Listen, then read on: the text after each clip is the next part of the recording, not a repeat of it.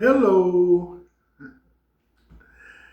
this is a sideshow. I'm Theodore Parker, and today is Tuesday, December 10th.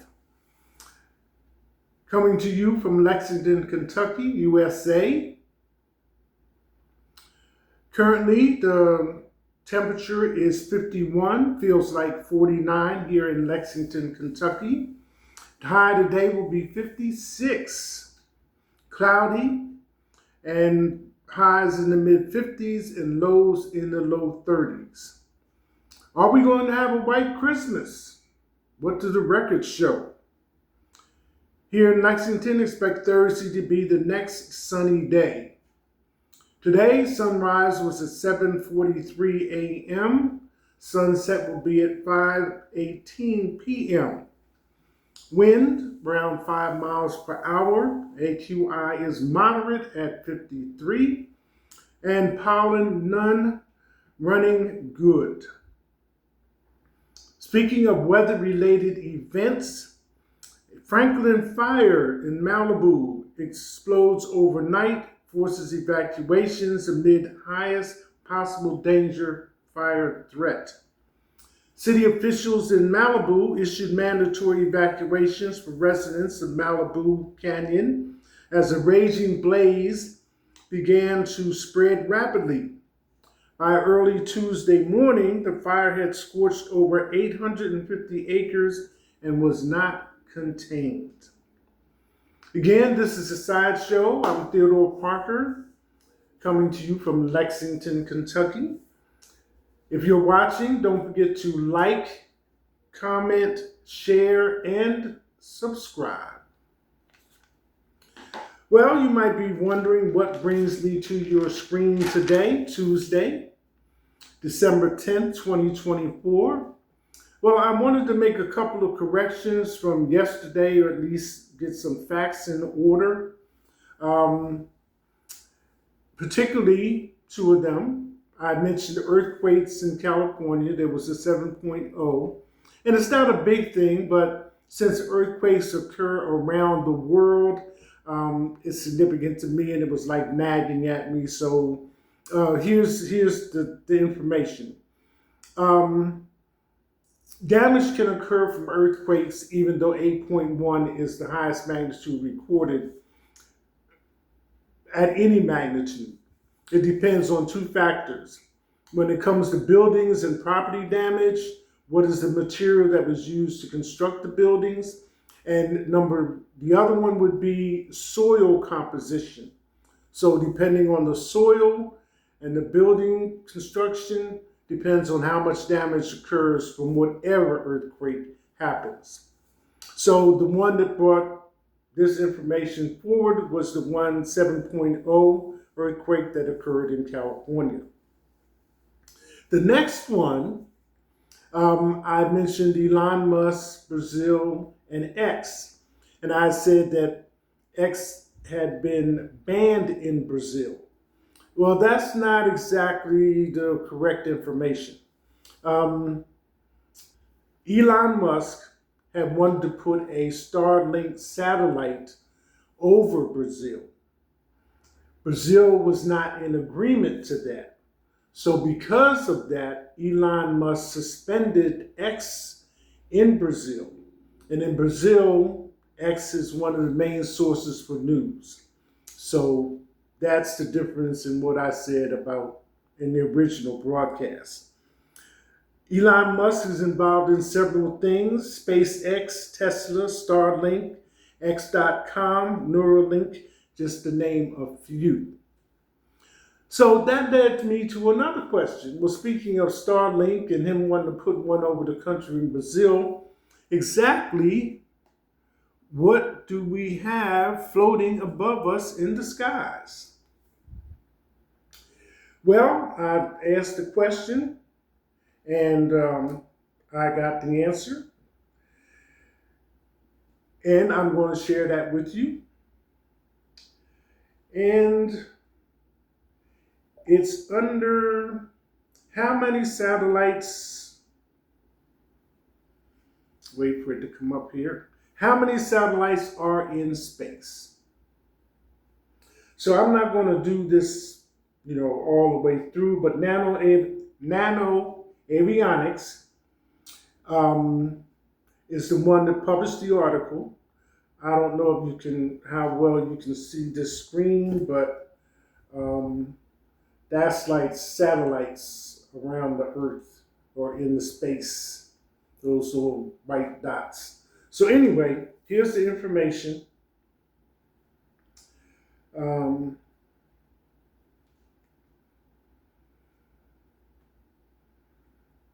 My tablet is doing what devices do from time to time. So, as of May 4th, 2024, the satellite tracking website Orbiting Now lists 9,900 active satellites in various Earth orbits. A deeper dive into numbers of satellites that are in space reveals how small satellites have come to dominate low Earth orbit. In the three main categories of Earth orbits, small satellites dominate LEO, L-E-O, while large satellites dominate GEO, G-E-O. So percentage-wise, GEO is 12%, MEO 3%, LEO 84%. Low orbits are easier to reach and have certain advantages for small satellites. Radio signals take much less time to reach LEO, than GEO. As a result, low orbiting communication satellites can deliver higher quality internet service. Being close to Earth also lets satellites communicate with industrial Internet of Things devices, despite these devices' low power radios. So, numbers wise, number of satellites, communications, 3,135. Earth observation, 1,052. Technology development, 383. Navigation, 154. And space science, 108. Then the question comes up, who all is involved? USA, country and multinational organization and number of operational satellites. USA, 2,926. China, 493. United Kingdom, 450. Russia, 167. Japan, 90. ESA, 62. Multinational, 61. India, 58. Canada, 52. And Germany, 44. And in categories, super microsatellite, microsatellite, and nanosatellite. So almost sounds like rush hour here on Earth, doesn't it? How many satellites in space? So I just thought I would pass that on to you and keep things as factual as possible. So since I'm here, might as well cover the top stories for today. Starting with number 1. Liz Peek of Fox News states Trump just outfoxed Biden and his corrupt family again. The next one, shocked and devastated. Family of suspected United Healthcare killer speaks out. Breaking news on that is they've captured the killer. I read at least one article that said that the CEO might have been soliciting someone to kill him for the insurance money, but I only read that once, so we'll see. Next one.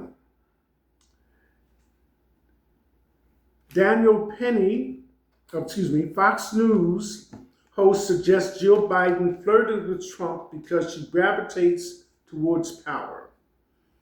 Depend on Fox News to keep it sensational, if I must say so myself. Daniel Penny found not guilty in chokehold death of Jordan Neely. Next one. of the top stories for today. Leaked video shows United Health CEO saying Ensure will continue practices that combat unnecessary care. Fear of Trump tariffs is causing Americans to stockpile toilet paper, medicine, and food before prices rise.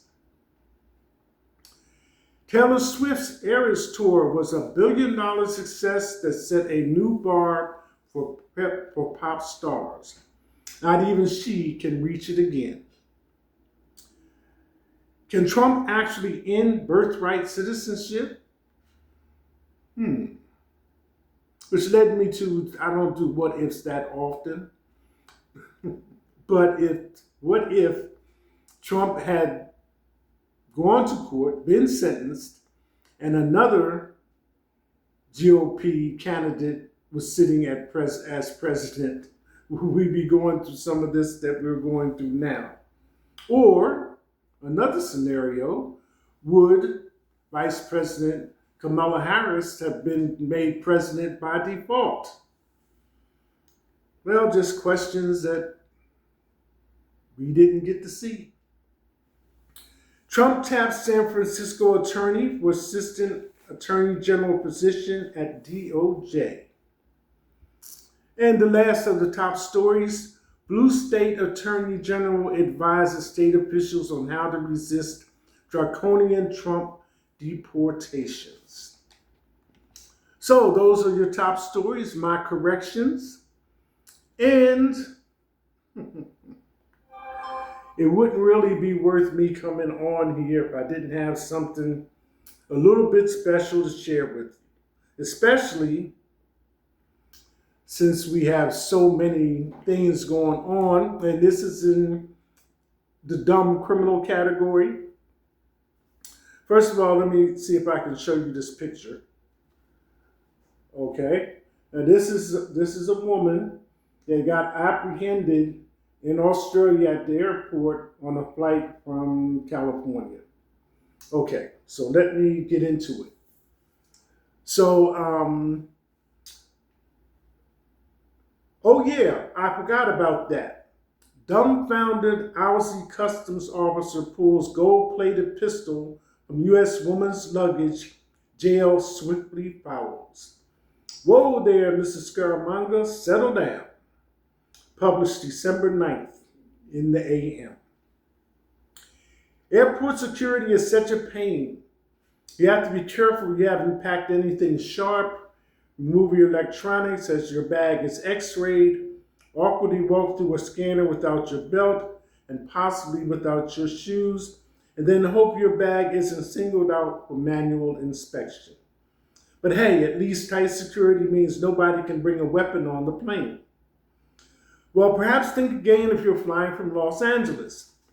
When 30-year-old U.S. woman Liliana Godson touched down in Sydney, Australia in April 2023, a customs officer casually asked her if she had any prohibited items on her. Gordon said no. The customs officer looked into her handbag and presumably with some surprise said, "What about the gun in your bag?" The gun in question is straight out of Gangster's wet dream. A gold-plated Colt 45 style pistol with pearl inlay, estimated value of $3,000 in ammunition. Godson's response, "Oh yeah, I forgot about that." The cherry on top, the reason Goodson was in Australia was to attend clown school. Whatever she was planning to spend on her clown tuition, she should save it, as she's not going to end up in any situation more ridiculous than this. Goodson was arrested so fast her feet barely touched the floor, and as of today has been sentenced to a year behind bars for illegally importing an unauthorized firearm and ammunition. Okay, this is the pistol in question. Gold-plated pearl grip. Magazine. Godson's defense. Godson's defense was that she bought the gun for protection. With an investigation into her search history revealing she queried, "Can I have a gun in my suitcase?" and put a reminder note in her calendar, "Put gun in suitcase." In an attempt to explain her actions to Sydney police, Goodson reassured them she'd be scared of actually firing the gun and planned to merely wave it around to scare any would-be attackers.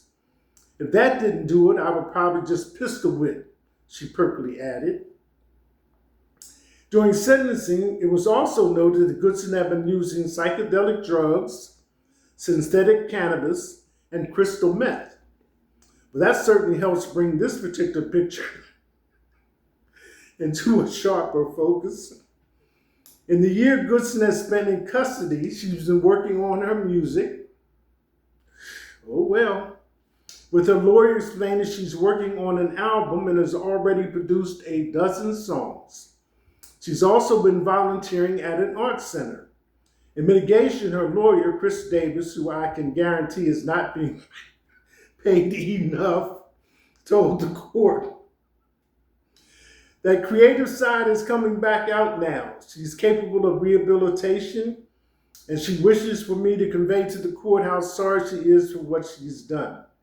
It's taken a while to get to this point, but she's here and she is sorry she packed the gun and shipped off the ammunition to this country, and she deeply regrets the course of action that she took.